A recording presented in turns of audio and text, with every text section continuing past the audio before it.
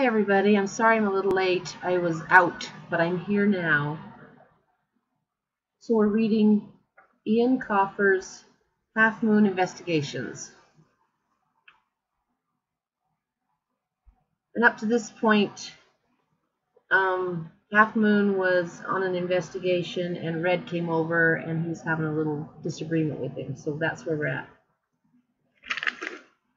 The front window... Oh, okay, let me see where I'm at. Something that sounded like a really big lion purred down the street. I looked over my shoulder to see a large gold 70s BMW pull up on the footpath, almost nudging the Devereaux station wagon. This was the Sharkey's car, and everyone in town knew it. It had been doing the rounds of locks since before I was born.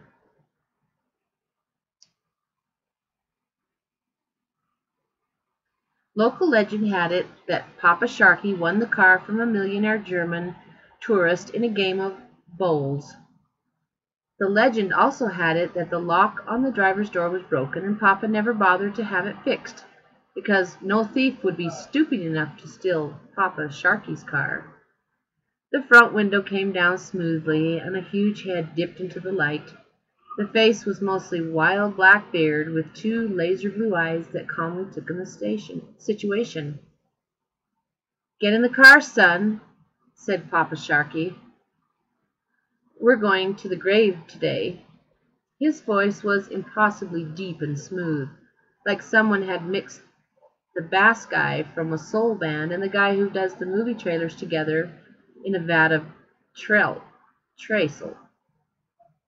A voice like that was difficult to disobey. But maybe Red had practiced, because he held on as tightly as before. Papa spoke again, his tone a shade harder. "Red, in the car now." Red glowered for a moment, then swallowed it. He shot me one last loaded look, then released my shoulder, crossed the road to the BMW. He climbed inside the dark interior and the car pulled away slowly. I didn't take my eyes off the big sedan until it cut through the estate and out of sight. It would be about 3 hours before my heart slowed to a normal speed. Mr. Devereaux got out of his car and straightened my shirt. "Steer clear of that one, young Moon. He's trouble, just like the rest of his family." I was inclined to believe it. The police files confirmed that the Sharkeys were indeed trouble. It seemed as though Red was following in the family footsteps in spite of May's faith in him. "Thank you, Mr. Devereaux." Mr. Devereaux slapped a patch of dust from my shoulder. "Call me Gregor. What was that about, anyway?" May began loading the stall into the back of the Volvo. "Red is a suspect." Gregor Devereaux collapsed the legs on the folding table. "Maybe you should just leave that alone, Fletcher. It's not worth the trouble for a lock of hair." I was surprised to find out that I was as pig-headed as my mother always said. "I can't do that, Gregor. I've already been paid, so I have to see this through. And anyway, it's not just the hair anymore. There's something strange going on in Locke." Mr. Devereaux sighed through his nose. "Oh, really?" "Strange little thefts, mini-discs, record player, needles. I need to know why someone would want to all these things." "I see April has signed you up for Paranoia 101, said Mr. Devereaux. "Okay, it's your hide. Are we ready, girls?" April was a million miles away, probably imagining herself walking down the aisle towards the pop star of the day. "April, let's go. May has to practice her dancing. The school show is next week. This year we're coming home with the trophy. That will show her mother." April blinked back to the real world, then ran around to the passenger side, catching my sleeve on the way past. "Keep me up to speed." I nodded, watching the Volvo full of pink-clad girls draw away. Up to speed? Suddenly everyone's a detective. That night back in my office, I say office, but it's actually my bedroom that I think of as an office. It sounded better if you say it to a client. I'll need to run a few tests back in the office rather than I'll have to look at this with a magnifying glass after I put on my pajamas on. Officially I was asleep, but actually I was working the evidence. 20 minutes past Cinderella's curfew, and I was still trolling through the police reports. September seemed to be a busy month for the Sharkeys. Maybe they were getting a head start on their Christmas list. I had scanned an ordinary survey map into my iBook, layering it over 100 square grid. Then I mapped each crime onto the grid using a color-coded system. It took a while, but eventually I had an overview of suspected Sharkey activity in Locke. I studied the plotting for a while and realized if the Sharkeys had actually committed all these crimes, then they must be operating 24 hours a day, every day. There was the option that they had people working for them. Not all the sharks had to be Sharkeys. Something rustled outside the house, startling me. I turned off the bedroom light, dropped my gaze to the back garden. After a few moments, my night vision kicked in, and I could make out the familiar shapes of walls and bushes. One of the bushes seemed to be moving. Unusual. It was unlikely that I was witnessing the birth of a new mutant species of bush, so I concluded that there was someone behind the plant. I was correct. Seconds later, a hooded head popped from the foliage. This was followed by an arm which beckoned me down. Strange. Why would someone wish to talk to me at this time of night? Someone roughly my own age, judging by the height. It's perfectly reasonable, I told myself. You are a detective on a case. Everyone knows about the investigation thanks to May. This person lurking in the evergreens must have some sensitive information. I made sure I had my notebook, pulled on my jacket, and resolved to make my email address more widely available in future, so this kind of skullduggery wouldn't be necessary. My parents were in bed, having a rough day raising their children. Hazel was in her bedroom acting out all the parts in a new play entitled Not So Happy Now Are You? It was a simple matter for me to sneak downstairs. I did pause for a moment, listening to the voice of reason inside my head screaming, "Are you insane? Don't you watch horror movies? Go back upstairs." But I was a detective. How could I turn away from this development? Even so, I thought it best to play it safe and take a shortcut through the garage. Maybe I could get a look at my snitch before he got a look at me. I padded across the kitchen and through the adjoining door to the garage. I had been this way so many times that I picked my way through years of junk without causing the slightest clatter. One slipped bolt later, I was in the garden, crouching behind Dad's prize gnome. Dad's gnome looked pretty traditional, but when Hazel accused him of being old-fashioned, he claimed it was a postmodernistic, ironic gnome that was mocking its own heritage. I heard footsteps nearby and peeked over the gnome's pointed hat. A huge mistake, as it turned out. Something sliced through the darkness at speed, heading straight for my head. A club of some kind, definitely being wielded as a weapon. I heard the prowler grunt from the effort, like a tennis professional serving for the match. No sooner had I raised my hand to protect my face than it was pinned to my forehead, and everything above my neck seemed to be on fire. The force of the blow lifted me 6 inches from the ground, sending me sailing into a rock garden. I lay there unable to do anything except wonder why the stars were going out one by one. I still had the darkness, but no more stars. Chapter 5. Dr. Brendan's Bedside Manner. I woke up alone, which I felt was highly unfair. I had always known that someday I would be knocked unconscious. It went with the job. But for some romantic reason I had believed that when it came to, When I came to, there would be a crowd of concerned family members and admirers hovering around the bed, but there was nobody, just a sterile hospital room. The pain was something else I hadn't bargained for. Every time I moved, it felt as though brain jelly was seeping out through cracks in my cranium. There weren't, in fact, any fractures in my skull, just bone bruising. A very cheerful doctor explained this to me when he arrived much later on his morning rounds. Did you ever see those movies where the bad guy kicks the devil out of the good guy? Yes. Well, that's what happened to you.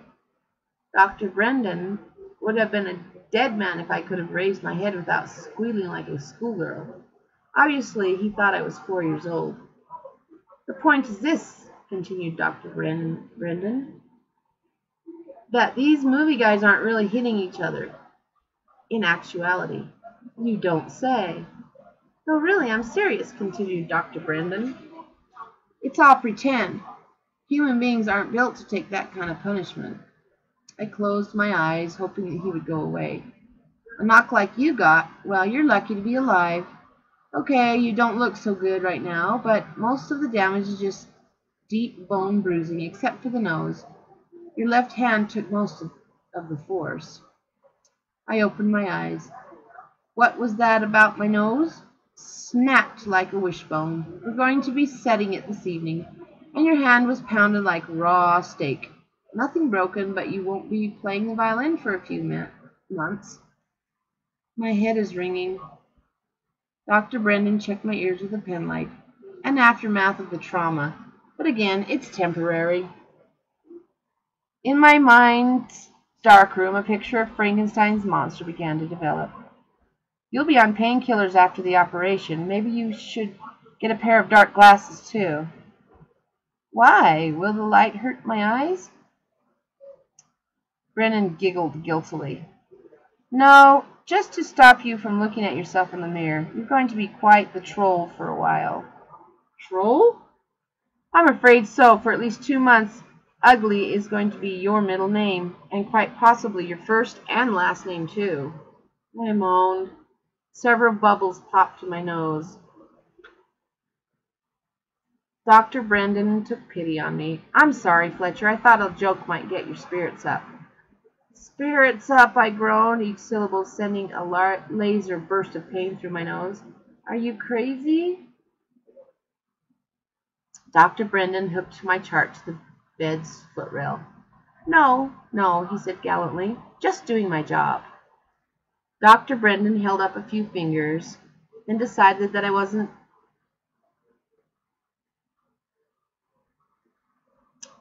concussed and went to fetch my family from the hall. Mom nearly passed out when she saw my bruised face. It's not as bad as it looks, I assured her, trying my best to smile. From the look on my mother's face, I guess that smile made things worse. Oh, my, Fletcher, she cried. When we found you, we thought you were dead.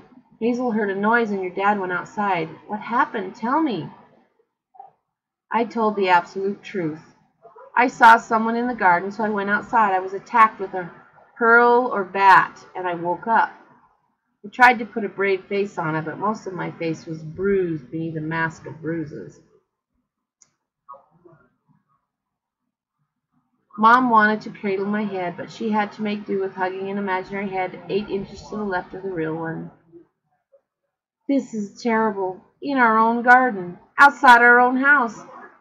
And you fool, going outside in the middle of the night. Some detective you are. The sympathy was drying up fast. Yes, accused Hazel. Don't you ever watch horror films? She held out a small tape recorder. By the way, could you describe exactly how you felt at the moment of impact? I'm writing a short story. Put that away, Hazel, hissed Mom. The poor boy's in pain. Hazel persisted. Would that be a white-hot pain, or more of a dull, throbbing pain? Dad cut across my sister's research. Is this anything to do with your investigation? He asked. Maybe, I don't know. All I was doing was looking for a missing keepsake. Well, whatever. This investigation is over as of now. We put up with this detective bit because it was harmless. I won't ban it completely because I know it's your passion, but from now on all cases go through me. Understood? I nodded gently. There was no point in arguing while everyone was so emotional. I could present my case at a later date when I wasn't sporting a face that would cheer up Quasimodo. Heather took something from her pocket when my parents weren't looking. I have something for you, she said, holding it up so I could see. Lying in her palm was my notebook. You dropped this in the garden. Thanks, sis, I said. That evening, Dr. Brendan was having difficulty telling the difference between over 10s and under 5s. Want a lolly, he asked. No, thank you. You don't by any chance have a pacifier? The doctor frowned. No, but I'm sure one of the nurses... I was joking, just trying to keep my spirits up. Good soldier. Now let me explain what's going to happen when we knock you out. Dr. Brendan took a nasal splint from his pocket. Now, young man, what do you think this is? It's a nasal splint. No, it's actually yes, you're right. It is a nasal splint. You're a clever one, aren't you? There was a module on emergency first aid in my diploma course. Mr. Brennan was fazed. You sure about that, Lolly? Yes. Anyway, your nose has to be set and one of these put on. The swelling has gone down quickly, so we're going to do that now. Obviously, you don't want to be awake when I start hauling your broken nose into line, so we're going to inject some sleepy potion. You mean anesthetic? Yes, anesthetic into your arm. And when you wake up, everything will be okie dokie. That's just wibbly wobbly wonderful, Doctor. My private eye patter was really coming on. Dr. Brendan searched my battered face for signs of sarcasm. I'm sure he found plenty. I'm sure it won't hurt too much. I had no smart answer for that. They lifted me onto a gurney and wheeled me down to the operating room. An anesthetic stuck a drip in my arm and pumped in a syringe full of white liquid. Now, Fletcher, count backwards from 10 to 1. I did so slowly. You still awake? Asked the anesthesiast, who looked about 17. Nope, I said. Dr. Brendan had dropped the kitty lingo. Fletcher is a real brainiac. You better give him a little extra just to stop those thoughts spinning around his head. And if he stays asleep longer than usual, I'm sure no one will mind. The anesthesiast took a large syringe from his tray. This one looked about the size of a German sausage. Are you sure? I asked, alarmed. I decided right then and there to stop being funny with medical personnel. I know what I'm doing, said the anesthesiast. I am in my second year in college, you know. Now count backwards from 10. 10, I said. A person has vivid dreams under anesthetic. My mind relayed the events of the past 24 hours in glorious technicolor and surround sound. I could hear vague conversations and crunching noises from the world outside my head, but I decided to ignore these because I suspected the crunching was being caused by my own nose being hauled into line. Time passed and the theory emerged. The sequence of events seems simple enough. I am hired to investigate the Sharkies. May tells Red Sharky about this, so he decides to do something about it. The something being attacked me in the middle of the night. But I had no proof that Red was my assailant, or had I? If it was Red Sharky who attacked me, then he had probably used the same weapon as he had to threaten me earlier. His hurl embossed with his own name. His own name. I woke up in the recovery room and immediately tried to find the nurse fill the nurse in on my theories, but she merely stroked my forehead with a cool hand until I had no choice but to go to sleep again. I woke up for the second time, sort of. My head was awake, but my body was pleading for sleep. I ignored it. This red idea seemed to be needed to be acted on now. Tomorrow would be too late. The proof would be lost in a pool of blood. I had no idea what time it was. Night. It was dark in the room, but I could see a slight bit of light under the door and hear the slap of nurse's rubber-soled shoes in the hall. I sat up in bed too quickly. I felt as though my head was balanced like a ball in a cup and would pop off if I jiggled it too much. I was back in my own hospital room now, and the nurse was gone. Nobody to lean on. Take it slow. Then I swung my legs onto the cold floor, testing my strength. Weak but steady. The wall seemed to be flexing slightly, like funhouse mirrors. That was the anesthetic. In all probability, the room was not spinning. I stumbled into the bathroom, grabbed onto anything I could support me. One of these things was the radiator. It could have been hot. I wasn't sure. My fingers were still buzzing from the anesthetic. The bathroom was cramped, which suited my lack of balance. I could lean against a wall and still face myself in the mirror. But did I really want to see myself? Did I want to see what had become of my head? Would I recognize the battered remains of once normal features? With a swollen head, it might be hard to see how severe my injuries actually were. Dr. Brendan had assured me I was fine, apart from the nose, but my eyes felt like two marbles in a ball of jelly, a ball that could split its skin at any moment. Maybe I should just go back to bed. Before this idea could take hold, I grabbed the light cord and yanked. After a moment's wincing, I focused. It was not a pretty sight. Dr. Brendan had been right. Ugly was going to be my first, middle, and last name for quite some time. In fact, the best-looking thing on my face was the nasal splint, a small aluminum V clasking onto my nose. The rest of my features looked as though someone had dropped a pound of raw steak onto my face, and it had stuck. Focus, I told myself. I have to act now, or the evidence could be lost.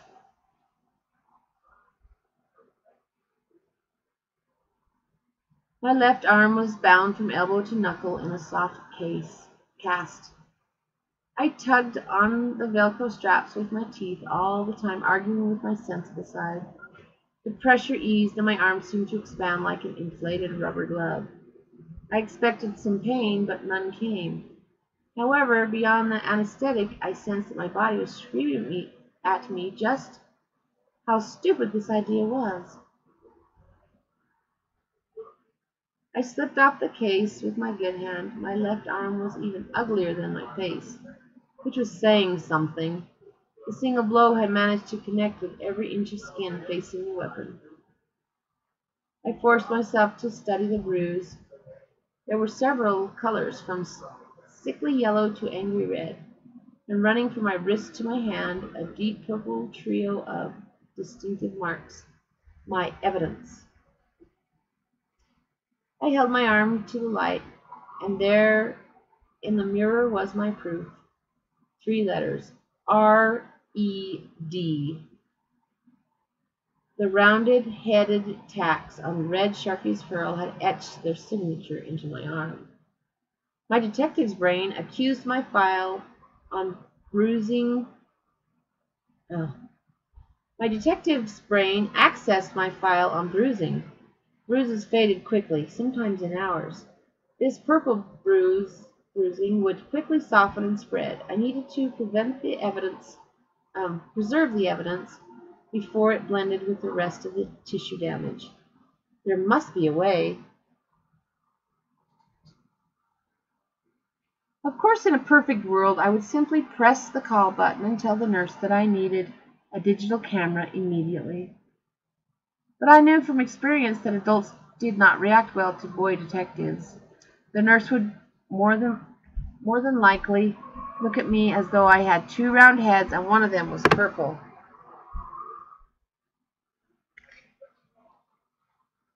I would be bundled into bed and possibly sedated until the bruising had faded.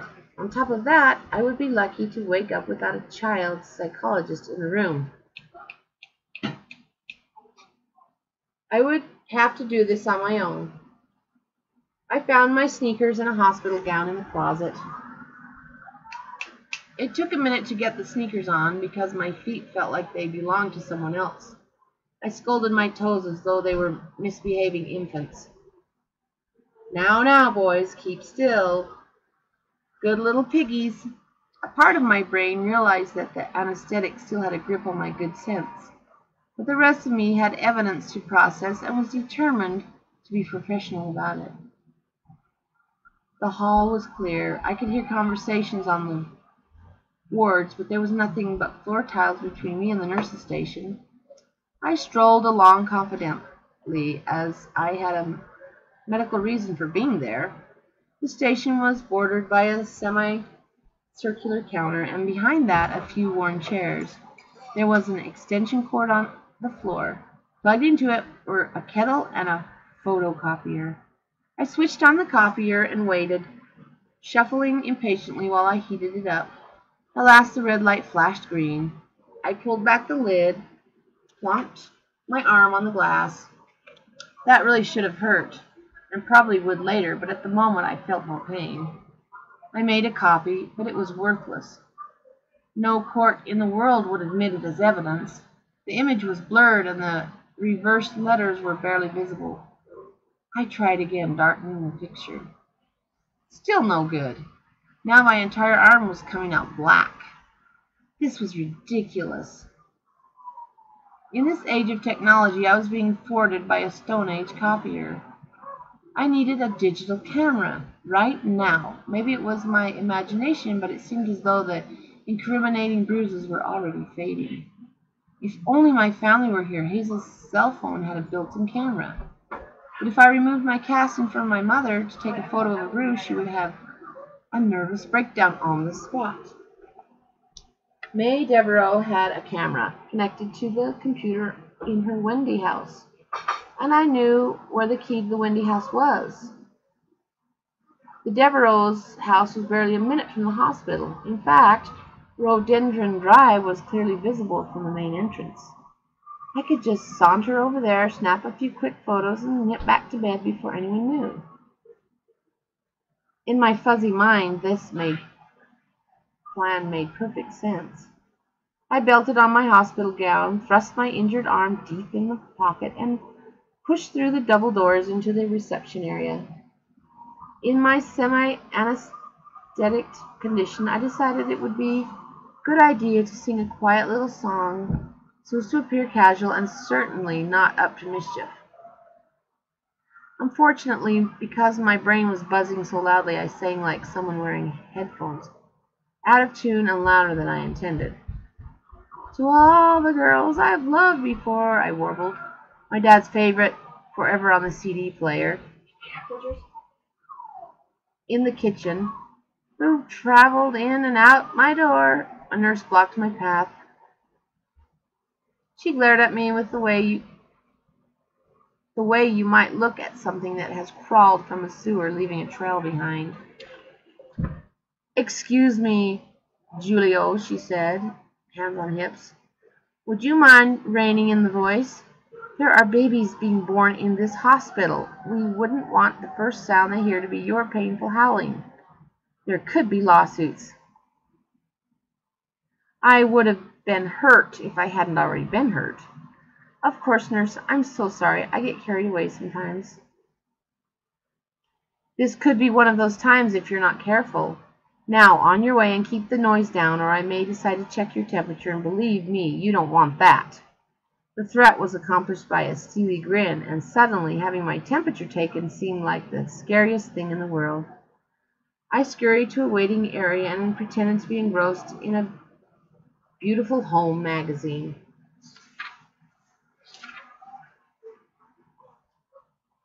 "What you in fur?" said a man beside me, a ragged line of stitches running across his forehead. "Ingrown toenail," I replied, thinking he was joking. After all, my injuries were as plain as the nose on my face. "Oh," he said, "sore yokes them." "Yes, terrible." I checked that the nurse had gone and scampered out the front door very quickly indeed for someone with an ingrown toenail. It must have been very late because there wasn't a car on the road. I nipped across and leaned against a gatepost on the rhododendron road. The fresh air was not perking me up like I thought it would. In fact, I felt dizzy and nauseated. No throwing up, I warned myself, especially not on clients. That would be very unprofessional. The gate to May's house was open. I crept in, sticking to the grassy verge to avoid crunching the gravel underfoot. Pretty smart thinking for someone suffering the aftermaths of anesthetic. A fine mist pattered on my head from the foundation. They must have gotten it fixed. The water was most refreshing, so I opened my mouth and tried to catch a few drops. I caught sight of a shadowy figure in an upstairs window. Even in my foggy state, it was clear that it was not May or indeed her father, unless one of them had sprouted a beard since we had last met. I was immediately concerned. Was this my attacker? Had he moved on to his next victim? My head pumped faster. Who was this mysterious bearded man, and what was he doing in the Devereaux house? It was too late to conceal myself in the bushes. I was standing under the moonlight in a pool of white gravel. There was only one approach to take, the direct one. "Who are you?" I shouted, the words vibrating inside my head.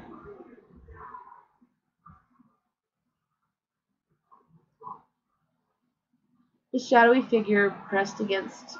"What are you doing here?" The shadowy figure pressed against the glass, beard hair spreading like a halo. "If you've done anything to May, I will find you." The window creaked open, and a tremulous voice drifted down to me. "If you're looking for May Devereaux, she lives next door." I was, of course, outside the wrong house. I retreated sheepishly, bowing slightly as if that would help. My little trip was no longer a secret. No doubt the person in the window would be burning up the phone lines between here and the police station as soon as I was out of the gate. I had minutes before a couple of boys in blue came to drag me back to the hospital. I hurried next door, trying not to let my head wobble too much. The dizziness was worse now, and I wanted nothing more than to lie down in the rose garden and have a little rest. Perhaps if I went to sleep here, I would somehow wake up in my own bed. Just a few more minutes, and I could rest, record the evidence, then back to bed. 2 minutes at the most. 2 minutes would have been plenty if something hadn't caught my eye. The entire side of May's house was glowing a flickering orange. There was a fire somewhere nearby. I loped around the corner, feeling slightly duller than a jelly knife. I heard the fire before I saw it. Pistol-cracked flames and boiling hiss. Black smoke filled the garden, rolling into thick coils from a bonfire near the Wendy house. I staggered closer, trying to see what was being burned. All I could make out was the elbow crook of a sleeve, glinting with gold thread. I gasped with sudden horrible recollection. May's Irish dancing gown had gold threads. She could be in the fire, I thought. May could be in there. "Fire!" I screamed, and my head nearly exploded. The pain drove me to my knees in a bed of roses. "Fire!" I howled again, and the unlikely combination of pain and anesthetic shut my entire body down for a few crucial moments. I awoke to find myself somehow closer to the fire. Alive then, but only barely. Judging by the pulpy feeling of my skull, I staggered to my feet, working up to a sprint to the Devereaux side door. "Please, let let May herself answer my knock.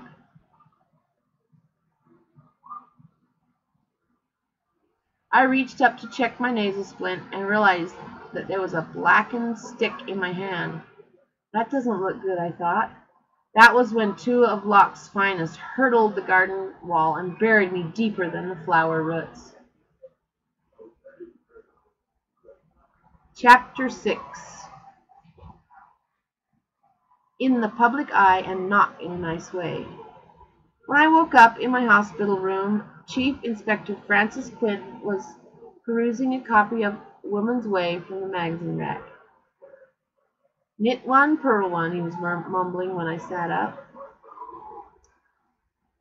The chief was as close as it was possible to be to a human bulldog, not just cuddly.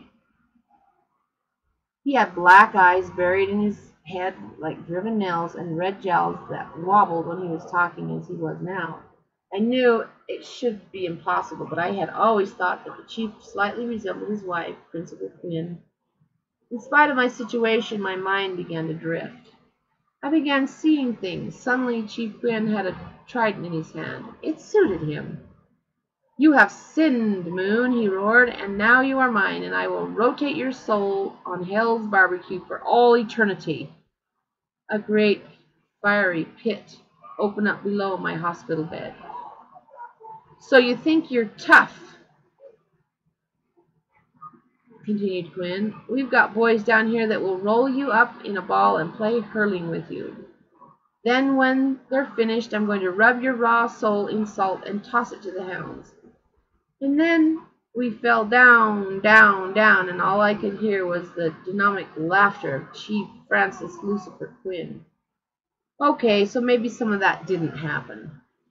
"Fletcher!" shouted the chief, bringing me back to reality where I definitely did not want to be. "Are you listening to me?" I struggled to my elbows. "Yes. Oh, is May all right?" Quinn frowned. "Of course, I suppose she'll miss the costume, but her daddy can easily buy her a new one." "Costume?" I sighed in relief. "Just a costume." "Good, that's great news. Did you get the arsonist?" Quinn swiveled a chair, straddling it. "Oh, I think we did. We got him all right." "Well, who was it?" There were two officers flanking the door, and they threw each other incredulous looks. Eventually the chief spoke. "I'm looking at him." It was a simple enough statement, but somehow it wouldn't take root in my head. "What?" "The arsonist. I'm looking at him. We all are looking, except you." So everyone in the room was looking at the arsonist except me. Therefore, the arsonist was in the room, and the arsonist was... hold on a second." Quinn rested his chin on his arms. "Watch this, guys. The denial of the century coming up." I backpedaled along the bed.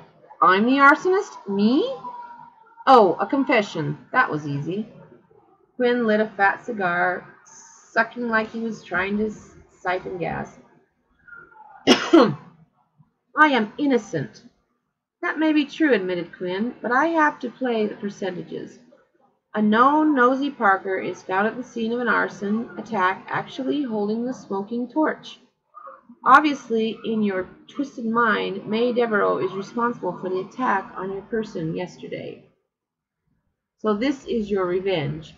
You are a lucky boy that no one was hurt." My life, where had it gone? I allowed myself 6 more words. "I want to see my lawyer." Of course, I didn't actually have a lawyer. I'm only 12, for heaven's sakes. But I thought Quinn might be back off a few steps if he knew legal representation was on the way. Of course, he shouldn't have been talking to me at all without my parents present. 5 minutes later, my parents were present, and they did not look happy. Mom assured me that everything would be fine, fondly tugging my little toe, which was the only part of me not aching after my arrest. Dad paced the room, threatening everything in it, including me and the furniture. "Forget what I said earlier," he said. "From now on, investigating is completely banned. Your license is revoked. You are a 12-year-old boy, Fletcher. When are you going to start acting normally?"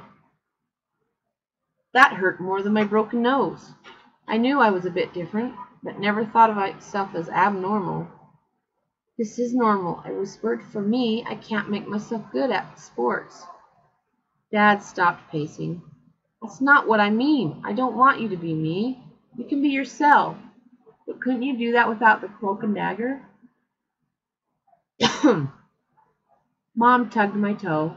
Come on, Fletcher. Promise me you'll forget all about this silly investigation.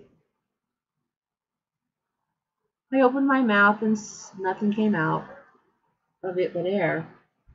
How could I make a promise that I couldn't keep? I had to know what was going on here. Curiosity had me in a vice. With every breath I thought about the case. I was saved by the arrival of the family lawyer, Terry Malone. He handed all the family paperwork, and then I checked it for mistakes. If Terry were Santa Claus's lawyer, then Christmas would be doing several life sentences for breaking and entering. Well, okay then, said Terry once he had switched on his recorder. Let's go over the story again. I sighed. Last night I was assaulted outside the house. I had a theory that Red Sharkey could be responsible, so I ran across to May's house to photograph the evidence, which was a bruise spelling out his name backwards. Terry fished a disposable camera out of his tweed jacket pocket. Could we see this bruise? Mom's knees almost gave out. You most certainly could not, she shrieked. It's under the cast. Oh, said Terry, disappointed. So what made you decide to torch May's dance costume? Do you have a history of pyromania? I didn't not torch anything, I sputtered indignantly. Of course you didn't, honey, said Mom, slapping the lawyer's shoulder. Why would you say that, Terry? You know what the police are like, said Terry innocently, arguing over every little point. Anyway, I was hoping Fletcher would tell me the truth this time. I am telling you the truth, I protested, a touch too shrilly. Well then, why were you roaring and screaming outside the neighbor's house? I was at the wrong house. Do you really expect anyone to believe that you went to the wrong house when you visited the correct house only the day before yesterday? It was dark. They both have fountains. Weak, pathetic. Okay, sighed Terry. Let's move on. How do you explain the fact that you were found beside the fire holding a torch? The very same question had been gnawing at me. He must have put me there. Who? The real arsonist. Keep up, Mr. Malone. I was starting to sound guilty even to myself. Okay, so the arsonist dragged you to the fire, then what? Then he put the torch in my hand and left me for the police. Terry consulted his notes. That's what you told me on the phone. At least you can keep your story straight. You wouldn't believe how many of my clients can't tell the same story twice.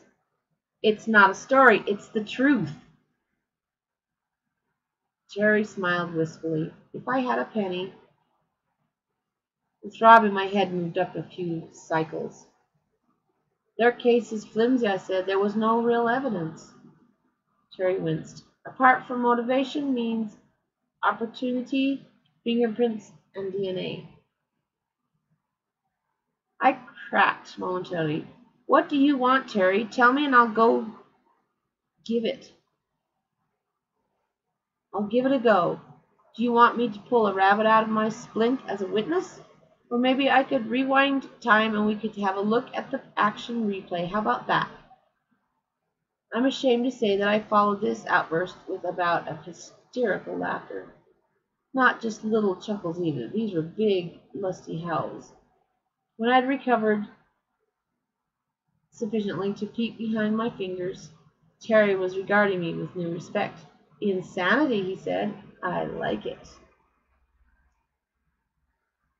We're going to end there for the day. We'll be on Chapter 7 tomorrow.